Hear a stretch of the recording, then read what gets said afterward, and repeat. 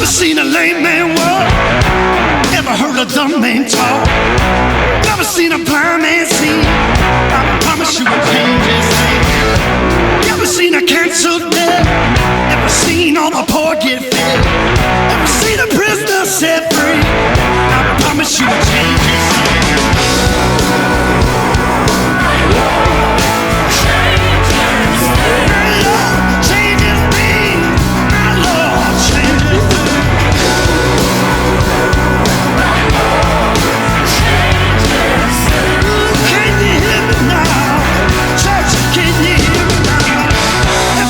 Broken heart made whole.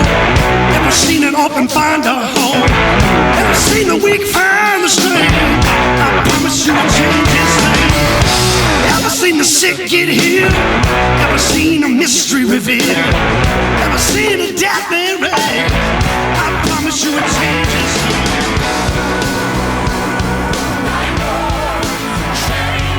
Hey everybody! How you doing? How you doing? It is time. It is time for the Big C and Bigger T podcast. I'm your boy, Bigger T. Joined as always, as usual, because that's the way we like it, by my man, Big C.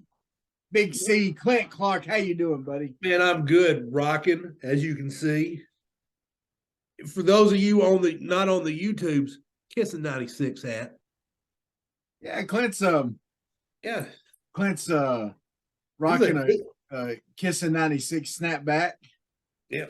When you got that, you probably didn't know what a snapback was. Just a hat, but now it's just a hat. Just a hat with a Yeah. I just whatever the hat says, if I like the hat, I don't care if it's a snapback or fitted. Yeah. One size fits all. I'm not, I like the hat. And this is a complete dad hat. Me and the wife were talking about it when I was coming in here. I'm like, I want to wear a hat. This is a complete dad hat because it is a dad hat. It's a good dad hat. It is. I'm a 46-year-old man. Yeah. It's okay. You don't catch the young wearing this unless they're doing it ironically. Yeah. I'm doing it because I like Kissing 96. Speaking of hats, a couple weeks ago when we had Kamani Johnson on, he really liked my New York hat, my Yankees hat, my black and red one. Oh, he did. He liked that hat. So I got online and I could not find it. There was one size that every website had. It was because it's a fitted hat, and he didn't know his head size or whatever. And he's a busy guy. I knew he wasn't going to be able to get back to me. And he'd give me his address so you could send him a t-shirt. And so I thought, I'm just going to order him this one, in that size. And if it fits, it fits. If it doesn't fit, he can just give it to somebody else. Right, yeah. That it fits. Because I think it was on sale too. It was, man, that's the best part. But it was literally like you could only order one size, and they had 3 left. Okay, like every Fanatics website and I guess they get all those from the same place or whatever. Yeah, they probably. Anyway, I got a text from him today. He got the shirts, and he got the shirt, and he got the hat, and he said the hat actually fit. So, man, that's awesome. I know. Yeah, I was surprised. I figured because I forget what size it was, but it was kind of on the, on the scale of the sizes you can get. It was on the smaller side. I go to the top of the scale, of course, because I got a melon. Yeah, But anyway, you got a misshaped head. Well, I mean, I remember trying to get a helmet, in school playing football. Coach had to. Yeah. Like even in junior high, he had to go to the senior high helmets to fit my big old head. So that's why I could have been an actor. Because actors always have big heads, right? Of course, most actors have little bodies and big heads. I think it's a metaphor, Travis. No. Think about it. Okay. Think of Mike Myers. Yeah, he does got a big head. A lot of those guys have small bodies and great old big balloon heads. Yeah. Think about it. It's, anyway. Maybe that or the slimming black suits they wear on the red carpet. I don't know. Hey, who knows? Who knows? Who knows? Anyway, Clint, it's been we got a lot to talk about tonight. We do. And I'm sorry about the delay. I didn't pay my internet bill. That's right. Clint's just a bad. I don't want to badmouth my internet company, even though I'm mad at them. I told Travis about my interaction with my internet company today, and he called me Karen. That's right, I did. He said they deserved it, but yeah, you went. Sometimes you got to turn on the Karen. You know what I mean? You got to turn on the Karen. Sometimes you just got to embrace that. You know what? Here's my famous saying. I'll tell them. I'll say, look, I know that you can't do anything about this, but you're the person that I'm talking to right now, so you get to listen to me gripe. And I said, and I'll just lay into it. I'll say, look, if I got a complaint or something, I'll say, look, if you can pass me on to someone else that can change things about what I'm complaining about, I would appreciate that. And you won't have to listen to me. But until then, you're going to have to listen to me because they put you out in front of this to have to deal with me. I said, I'm not personally attacking you. I'll try to be as nice as I can, but sometimes you just got to let people know how you really feel. And I felt so bad because they sent a guy out Tuesday night to work on it. And here in the central part of the state, we got snow and rain. It covered the ground. It was beautiful. It was perfect if you didn't have to drive in it at all because it melted the next day and looked pretty. Yeah. I mean, didn't cover any roads you could get to and from. But the poor guy was out there working in it Tuesday night. And he called me, and I had a lot of stuff going on. And so I wasn't unfriendly, but I also told him, I said, man, I just want to tell you how upset I am about all this. Yeah. I said, no, that's not me suggesting you stay out here and work in this crap. Yeah. I'm just venting. Yeah. And then he came out next day, shook my hand. They finally got it going Wednesday night, which is one of the nights of the week you kind of have to work. Yeah. So that's why it's coming in late. So that's why we're late putting this out this week. That's okay. But anyway, so Clint, we got a special Holy Snikes this week. And it comes from the world of the NFL. It really was. And I actually went over to Tom and Sue's and watched the game because I stream everything. And so I couldn't watch the game, and I'm like, I really had been looking forward all week. And which game are you talking about? To the 49ers Cowboys. I was looking forward to all the games because all of them good storylines. Really, really good storylines. But Cowboys Niners, they're not in the same division, but somehow the franchises always seem to play in big playoff moments. Well, and those are the big teams of our youth, right? I mean, it really is. We grew up in the heyday of Montana to Rice, and then Aikman to Irvin and Emmitt Smith. So yeah. I mean, I was excited about that game just because of that. Yeah, I was excited. So I was like, okay, I suggested to go to Buffalo Wild Wings, but I bought steaks to cook. So I was like, you know what? I'll just invite myself over to mom and dad's and tell them I'll cook the steaks. And so, yeah, we so that's what I did. But we talk about the game. It was a good game. I love talking the playoffs, but there's one play in particular we are talking about. Yeah. So for the Cowboys line up in just a crazy formation. Then they've got Ezekiel Elliott at center. Yeah. It is a crazy, crazy formation. And so, which reminded me of something, my senior year at Arkansas Tech, which we can talk about in a minute. So they got Ezekiel center. 49ers immediately call a timeout. Yeah. And this is where I don't know which coach made this call. But they told whoever's lining up over the center is you run that man over. Yeah. As soon as he hikes the ball, you pretend like you're a defensive tackle. You pretend like he's a center and run that man over. Yeah. And, man, did you know which player it was? No, I don't, but He smoked him. Goodness gracious, it looked like me trying to block Jumbo in junior high. It was just ugly. It was violent. He smoked him, and then he threw a hook that went about 10 yards. Yeah. And he got tackled immediately. There's no one to pitch the ball to. Now, more than likely, the goal of the play was a hook and ladder, and it was going to be, I mean, it's obvious to think about, Helen Keller could figure it out. Right. They were gonna throw that hook, and Zeke was gonna be the pitch man. Right. And then behind him was gonna be Dak for another pitch man.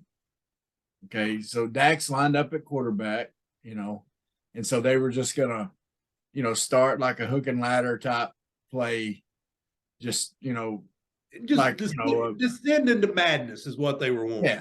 Yeah. Yes, exactly. And so the way you blow that up is if you know who the ladder's going to go to, if you can blow them up at the line of scrimmage, it messes up the hook and ladder. Yeah. If you know who that original hook and ladder is going to go to, it's done. And that, to me, that play was flawed in that it made that obvious of who that was going to. Oh yeah, no. Why else would you put Zeke at center? Yeah. We're going to fool them. We're going to put our best runner at center in an ineligible position where we can't throw to him. They won't figure this one out. I've seen a lot of people hate on the Cowboys for that play, but okay. But how hard is it against an NFL defense to go 74 yards in one play? It's not impossible. It can be done. Now, add on to that, they know you have to get 74 yards in one play. Yeah. And it's just it's one in a million. So at least they tried something. Yeah, they tried something. It wasn't like, it's probably not going to work. Yeah. But, because they got to go 74 yards, which means he's going to have at least a 5-10 step drop. I mean, Dak can't throw it 90 yards. You got to throw that 90 yards in the air to do a Hail Mary. It can't happen. I mean, they needed to be about at the 50 to make it happen. They were at the 26. So I don't hate on them, but now I loved it because it reminded me of the Lonesome Polecat, Travis. The Lonesome Polecat. The Lonesome Polecat, which the reason I told you I was going to segue back to my time at Arkansas Tech, where I was a legendary third string center. Oh, yeah.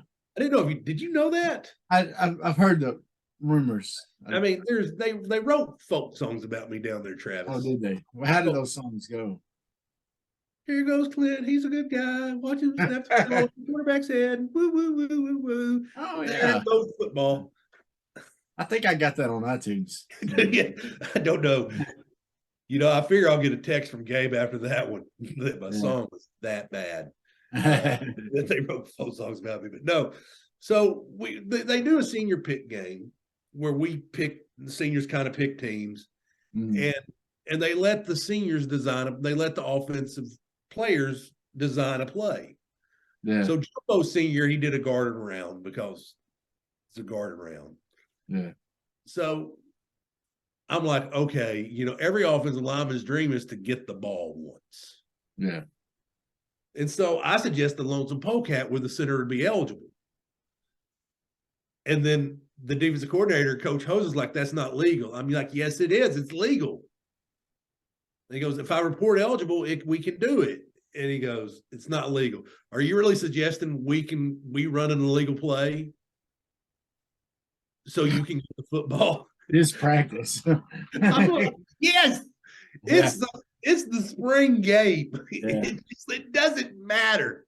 Yeah. It doesn't matter. Just give me this. I'm a third string walk-on senior. Just give me this one thing, coach. So they pretty much they said no. But we run the Lonesome Polecat with just me at center. which now it becomes a terrifying thing because not only am I not eligible, I'm going one-on-one with the defensive lineman with the quarterback right behind me with no protection at all. Like, oh, so now it goes from like woohoo to oh my goodness, what have I done? So they leave it in the game, and we have like one play out of it. It's like a wide receiver screen to the other side. So we're getting smoked. We're not playing very well, and the other team's just killing us. And so we run it, and it works really well. And so they go no huddle with it, go no huddle with it.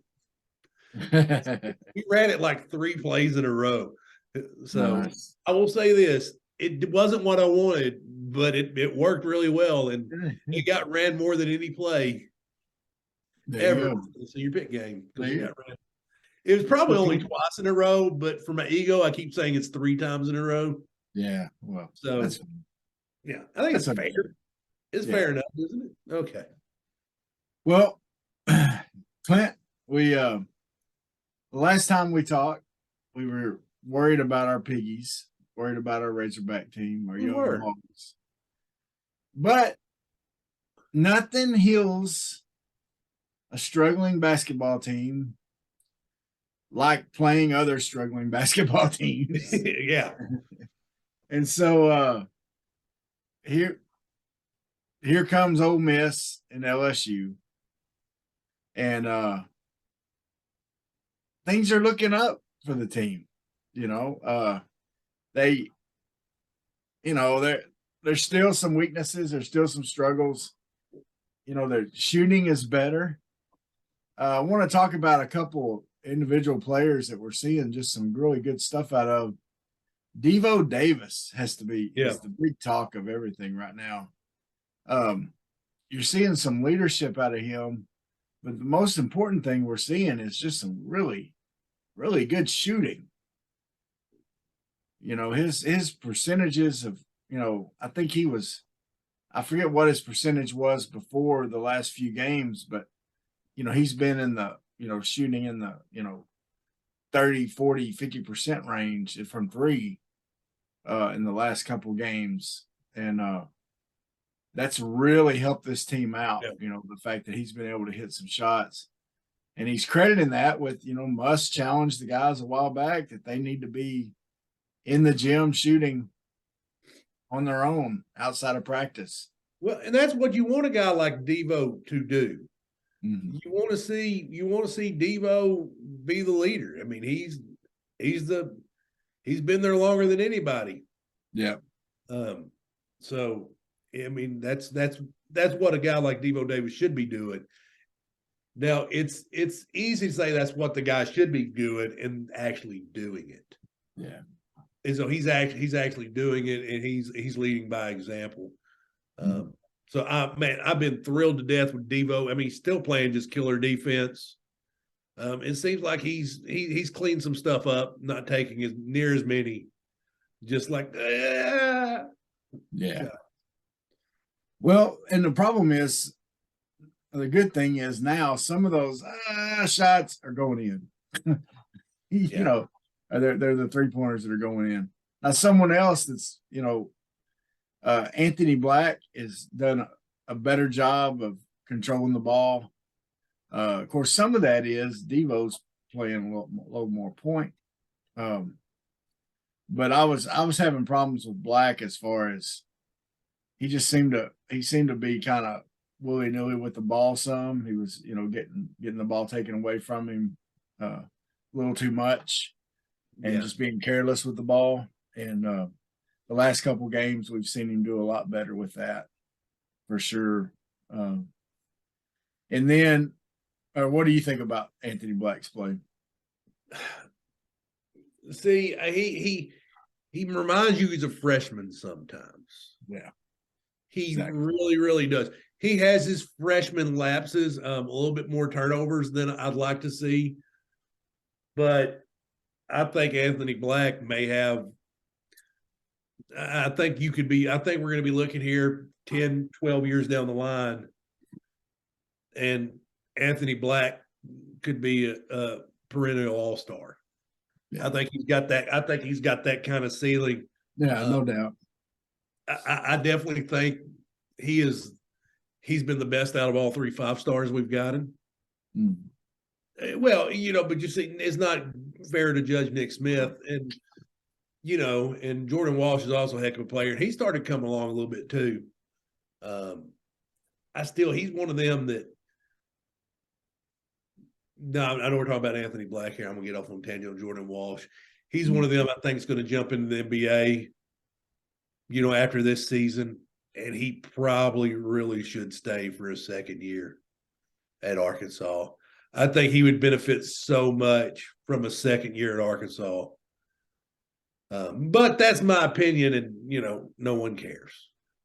Well, his big thing, Jordan Walsh's big thing is he needs to round out his offensive game better. Right. Needs to stay out of foul trouble too. Yeah, that too.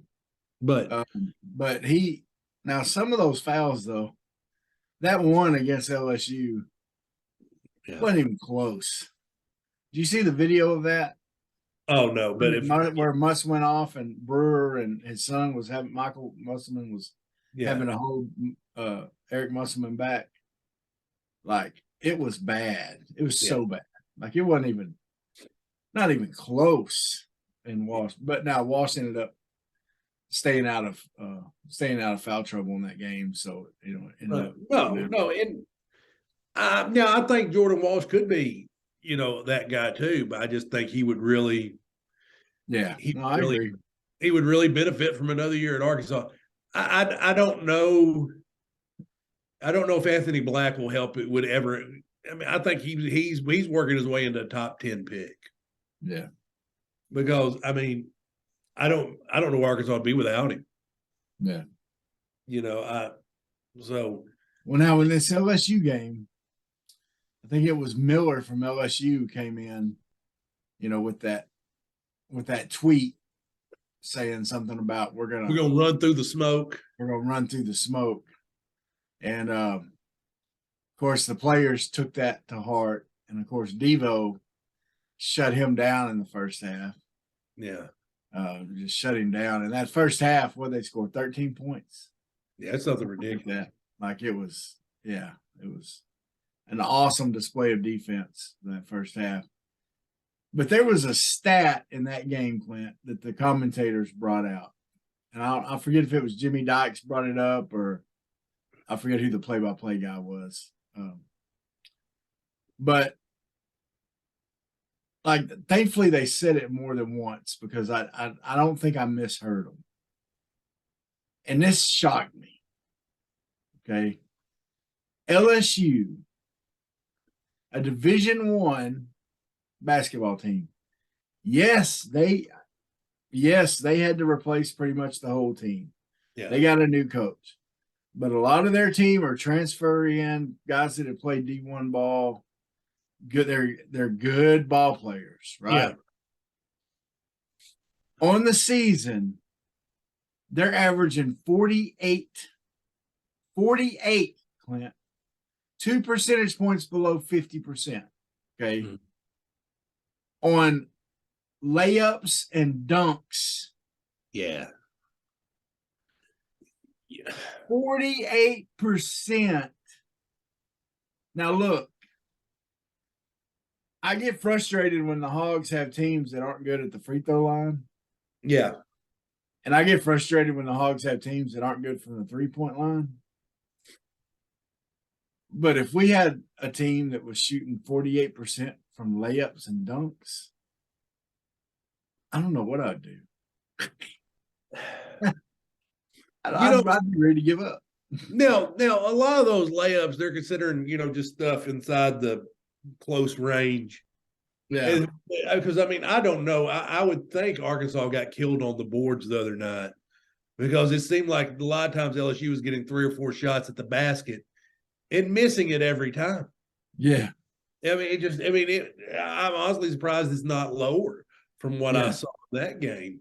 But there's also there's a lack of fundamentals a lot of times in basketball. Because I remember my daughter playing at the YMCA, and she was on her team, and the coach said, "Hey, your homework is to go home and shoot 10 layups each hand." And he goes, "I've seen games won or lost, especially at this level, because teams can make layups. Yeah. They just make your layups." And I think I was talking to you about a few years ago, I was, because me and you both, I joke, I'll watch like a little bit of high school sports, especially high school basketball. I like it. I like watching it, especially if there's somebody I know playing. I'll get on I'd get on whatever the channel is, channel 2, and watch the state championship games. But I was watching about the local. Yeah, the local state title games. So I was watching Conway's women play. And they're coached by Ashley Hutchcraft, Coach John Hutchcraft, former coach at Guy Perkins, legendary coach. Got like 13 state titles. Something like that, yeah. Something like he's got a lot of state titles. But that's his daughter. So I knew her. And so she hadn't drawn a play up all night because she coaches like her dad, like go out there and play. Yeah. And then when I need to coach, I'll coach. Yeah. Izzo drew up the play. They might have been down by 1. So she draws up the play, time's run out of the game, girl drives to the basket, gets a wide open look. She needs to shoot a left-hand layup. She shoots a right-hand layup, misses the layup. Yeah. It's just like it's basic fundamentals, and sometimes that gets lost. I mean, but it was like it was perfect. You couldn't have drew it up better. Yeah. Obviously she did, but she drew up perfect, and then just tried to shoot the layup with the right hand instead of the left hand. Yeah, and it's I don't know, it's and I'm saying that I'm like that guy on the couch right now eating potato chips, making fun of athletes, because it's not a skill I mastered. You know, I mean, it's like who doesn't know how to shoot a left-handed layup? Yeah. Me, I can't do it. Yeah. So, but you got to think though, man. I don't know. I guess it's just, one of the things we've seen nowadays is kids want to shoot the long ball. The Steph Curryization of basketball. They want to shoot the long ball. You go to gyms. If you just go out and you watch a bunch of kids play on the playground, they're not down shooting layups. They're not shooting, you and I grew up playing around the world. Remember playing that? Yeah. And you had the stations around the free throw line, and the free throw block and everything. And so you worked on mid-range shots, short shots, angle shots, stuff like that. Well, I don't see kids doing that when I'm watching them on a playground anymore. Okay. They're just jacking up threes. That's all they do. Yeah. Until, a coach comes in and tells them to do some other things. Everybody wants to be Steph Curry. Everybody wants to, drop or Ja Morant or somebody like that, Yeah. Well, they're not understanding that those guys have put in hours and hours, days, years of practice to get to where they can do that. And then plus Steph Curry has great bloodlines. His dad was one of the great pure shooters of all time, And so, but I mean, I just, I don't know. You lose hope, you start thinking, well, man, these guys can't even get layups and dunks right, Now, and I'd like to know if that's a trend throughout basketball. But there's hope. I mean, I don't know if you heard, we didn't talk about it on here, but a few weeks ago, I think it was the Miami Heat went perfect from the free throw line in a game. Oh, wow. Like first time ever for a team to do that. Like, I think 40 something free throws or something like that in a game or something. Like it was pretty cool deal. But Anyway, that stat just blew my mind when I heard that, man. No, because when you brought it to my attention, I thought, man, that is insane. Yeah. But I mean, it's not like you're talking about layups, not anybody on you. A lot of times you got a hand in your face. But I remember there was a player from Kansas. It was a big white center. And they're talking about how he had the highest shooting percentage in college basketball that year. He goes, well, I'm shooting layups. Yeah. He's like, it's not like I'm shooting out there. One of my favorite players of all time is Shaq, right? And one of the things that convinced me to like him once he left LSU and got in the pros was he was being interviewed as a young player. And, he was dominating, and someone interviewed him. I used to watch that. What was that? Ahmad Rashad show on Saturday mornings. Oh, I know what you're talking about. Yeah. NBA. Inside the NBA? No, it's not inside the NBA. Something like that. But it was some kind of a NBA something. Anyway, they were interviewing him, and they asked him, when are you going to get a jump shot like other centers have? Are you working on that? A 10 to 15 foot jump shot or a hook or something like that. And he said, no, I'm not working on that. And they're like, well, why don't you want? He said, look, I'm 7'3", 325 pounds. If I'm shooting from 15 feet out, there's something wrong. Yeah.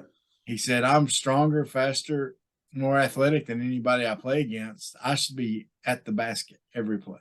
Yeah. And I was like, yes, know your strengths and go to them. But anyway. And by the way, the name of the show is NBA Inside Stuff. Inside Stuff. That's it. Yep. Inside Stuff. Yep. I had to Google it. Like I had to know it was going to kill me. Yeah. Modern shot. Yeah. But anyway, so now the other thing happening, and so the Hog basketball team plays Baylor Saturday, which is going to be a tough game. They got some guards that are really good. It's the last year of the SEC Big 12 Challenge. Yeah, don't we go to ACC next? SEC, ACC. Yeah, I'm looking forward to that. I mean, it's going to be because you don't know who you're going to get in Arkansas because the way we're recruited, we're going to be one of the marquee games. Yeah. And that's what's fun about having Eric Musselman as coach is you're always going to get because Baylor's a marquee game. Yeah. Arkansas versus Baylor is a marquee college basketball game. Yeah. Know about Arkansas wins this when you're back in the top 25. So you got a lot you're playing for in seeding. But I mean, you're talking about they're going to be looking at that next year. You're going to be like, okay, Kentucky's number one. Let's match them with. I mean, you could get matched against Duke. Gets matched against North Carolina. I mean, it's just the possibilities are that. And by the way, and pretty much LSU, they pretty much got Murray State's basketball team from last year. Oh, yeah. It's pretty much Murray State in different uniforms with other guys. So it's not it's not like it's a complete – I'm not going to give the guy it wasn't a complete rebuild. I mean, well, they're missing a key cog right now with Justice Hill being out. I heard he left. I don't really know why he's out. Yeah, I heard he left the team. Is what I heard. Yeah, he left for personal reasons. Okay, well, I don't know. Okay, I heard that on the radio, so I don't know. Yeah, they said he's left the team. He's in Baton Rouge, so yeah. Okay. His dad hadn't got on Drive Time and explained anything, so. In fact, Randy and Rick didn't even know about it because before the game, they were talking about how Justice was doing, asking how Justice was doing. And I think a caller had to call him and tell him that he had taken a leave of absence from the team. Yeah. So anyway, hopefully things are okay with him. Oh, no. Yeah. And I didn't know. So that's why I just heard he'd left the team is what I heard on the radio I was listening to the start of the game on the radio as I was driving home. So now, just to update, I know everybody's already heard this, but definitely answered prayers for Peyton Hillis. He's got to go home and doing better. So that's a good thing. He was, that was, some of the reports coming out were pretty scary sounding there for a while with him. But, guys saved his kids and almost paid a big price for that. And so glad he's doing okay, and hopefully he'll continue to get better. And so that's good. And speaking of football, there's been some changes there, okay, since we last talked. Well, I guess the last time we talked about football, I went on my rant about. You went on your rant, and I think what happened was, I think if you look at it, we get a couple downloads from Fayetteville, and I think old Sam Pittman and Yurchek, they listened to Spicy Tea. I think they did. They did, and they like, you're right. You're right. Kendall, go kick rocks. You see that rock over there? Go kick it. Yeah, because, man, I'm talking. He was rumored to be talking to him. Then probably going to go. They're working on it. But nothing's official. The school hadn't announced anything. Neither school's announced anything. The next morning, Dan Enos is in Fayetteville. Pittman's tweeting out a picture of the two together. Dan Enos is the new offensive coordinator at Arkansas. Yeah. Before they even announced that Kendall Briles has left.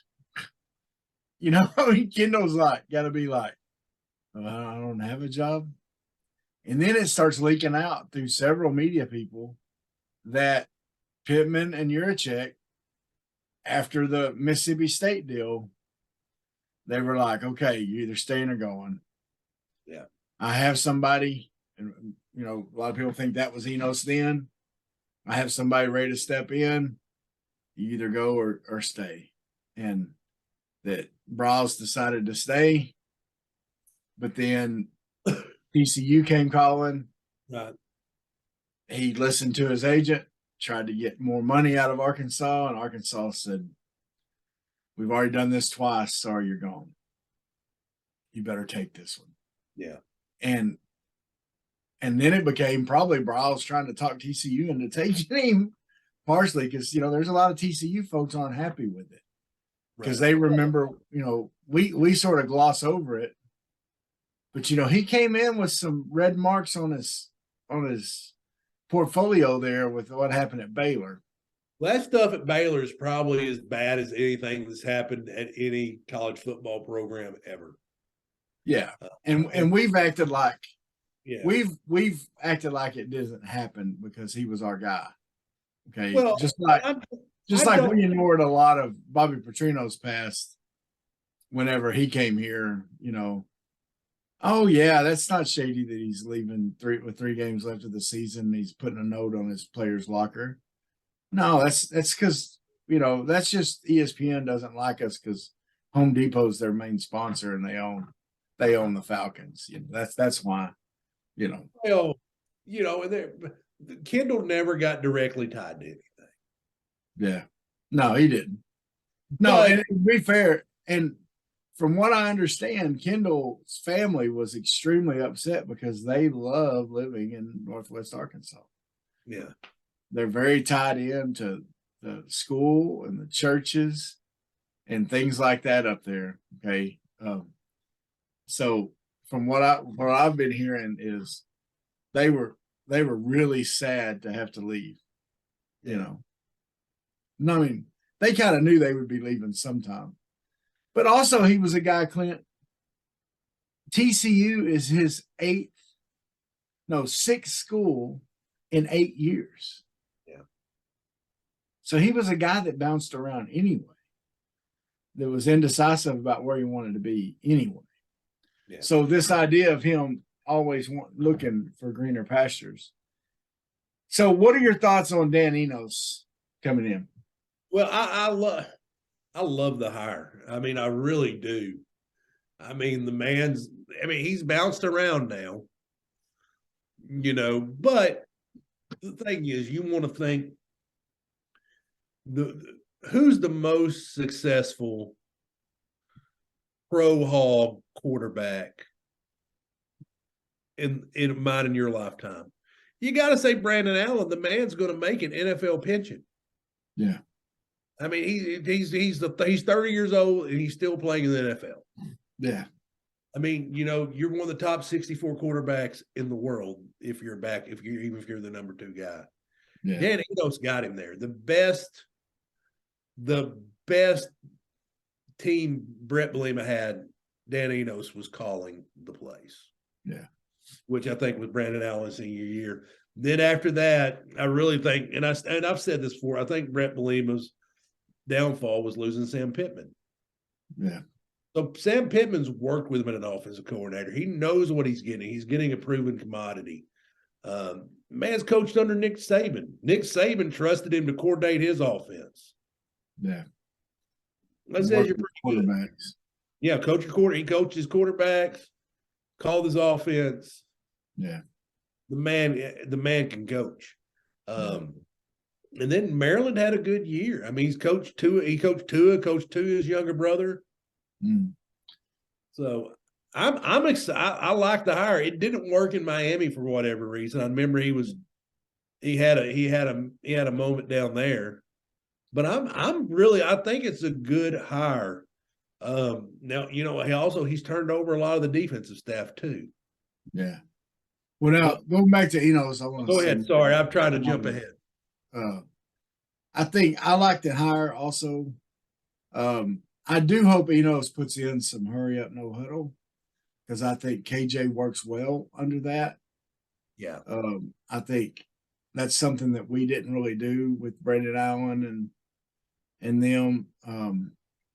I don't know if he did that at Maryland or not, but I think KJ needs that. I think KJ gets in a rhythm doing that. And I think with KJ's ability to run the ball with power like he does, that keeps defenses on their heels. And so I hope he'll incorporate some of that into it. Yeah. But I do think he's a gap protection in the running game guy, and I think I like that better than zone. I think with our running backs, I like that better than zone. I think Rocket will do better in a gap protection scheme because I think Rocket's still trying to figure out the running back. Even though he's one of the best running backs in the SEC, he's still trying to figure out how to be a running back. And I think if you tell him, here's the hole you go through, this is where the gap's going to be, run to it, he's going to do a lot better. And so I think that's going to go better for him. So I'm a big fan of Dan Enos. I love the fact it was killing me that Walker White, the great quarterback from Little Rock Christian, John David White's little brother, was not considered in Arkansas because of Brawls. And now he is considered in Arkansas. And a lot of people thinking that Arkansas has a chance to get him. You know, Enos went there the first day he was here, and he got him up there for a visit the last weekend. And so, you know, this last weekend they had some studs on campus. Right. You just talked the quarterback room.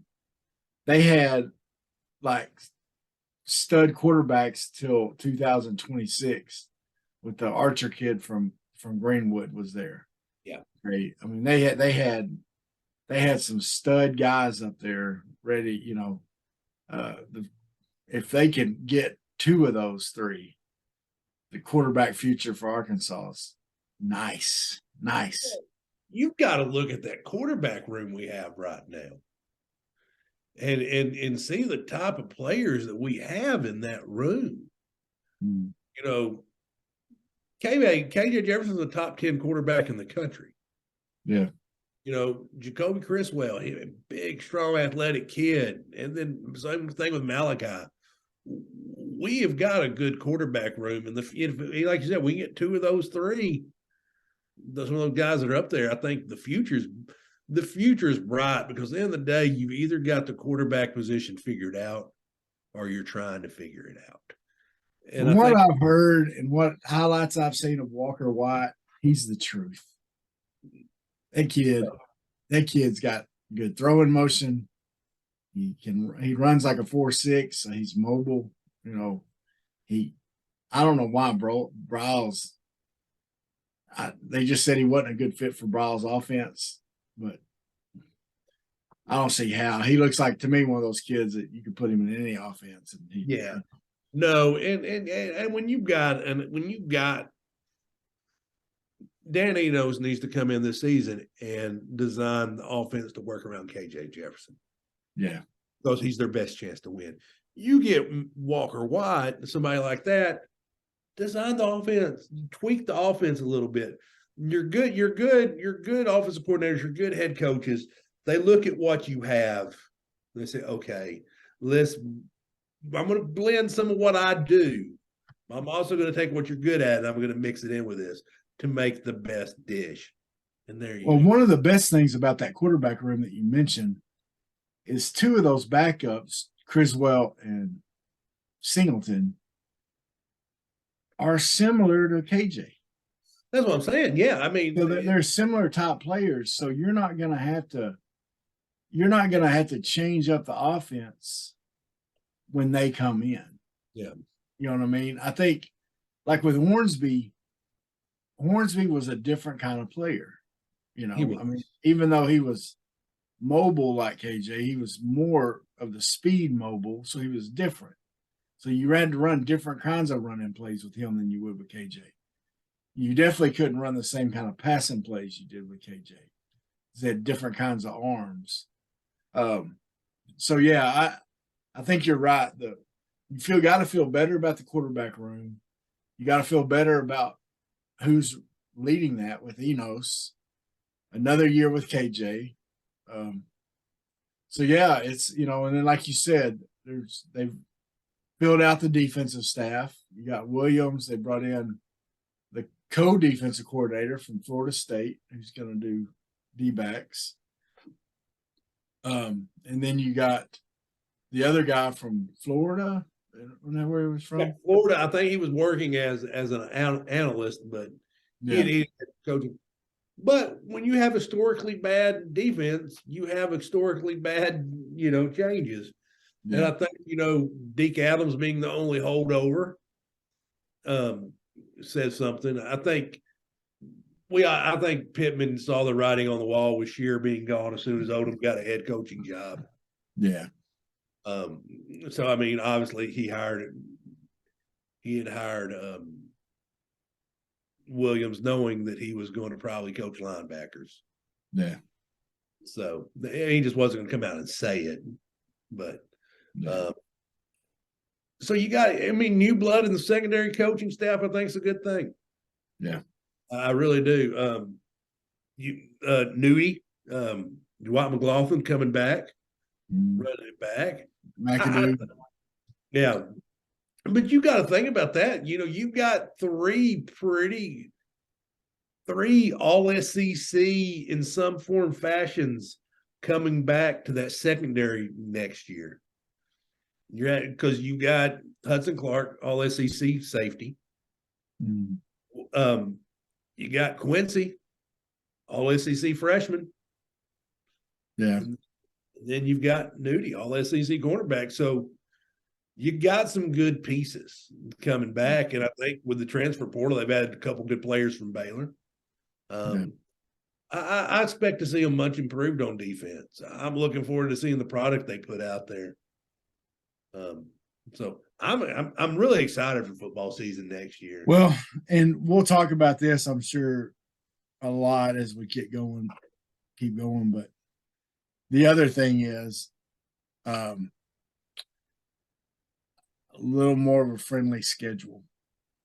A lot friendlier. I think it's a lot friendlier, in fact, of who we play. I think it's a little less friendly as far as who's at home. Yeah. This year we got lucky as far as who we had at home. It's just they were tough teams at home. But next year's I think, if I remember right, I think we got some tough road games, but other than that, it's easier schedule. We got some cupcakes in there that we maybe can get some of those games where we're able to get some people healthy that we can coast through that we didn't have this last year. So well, you look at last year's just non-conference.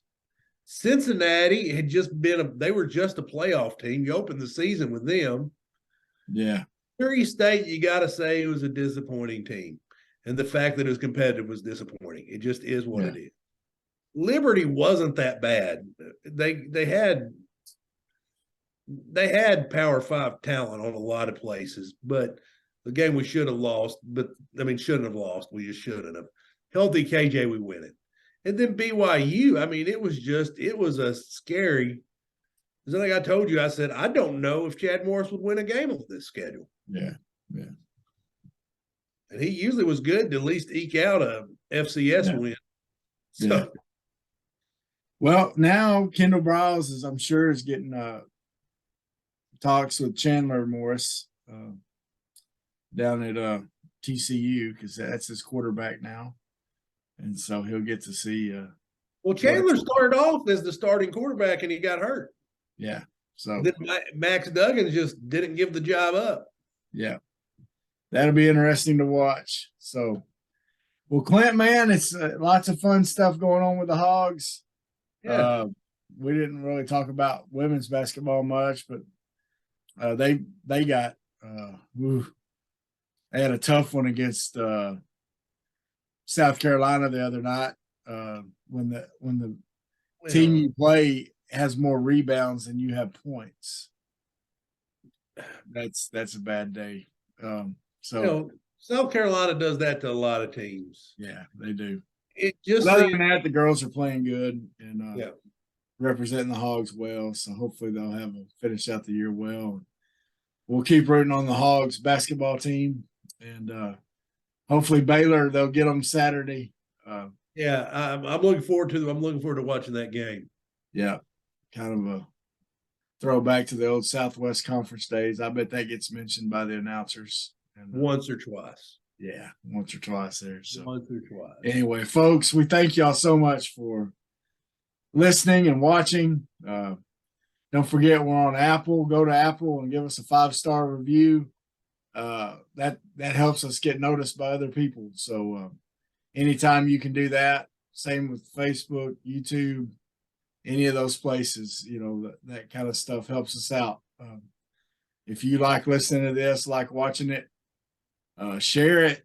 That's the best thing you can do to help us out. Okay. Hey, and follow us on social media too. We're on Twitter. We're on Instagram, Facebook. That's right. Follow us on social media. And we'll try to respond to you when we can and all that good stuff. But seriously, thank you so much.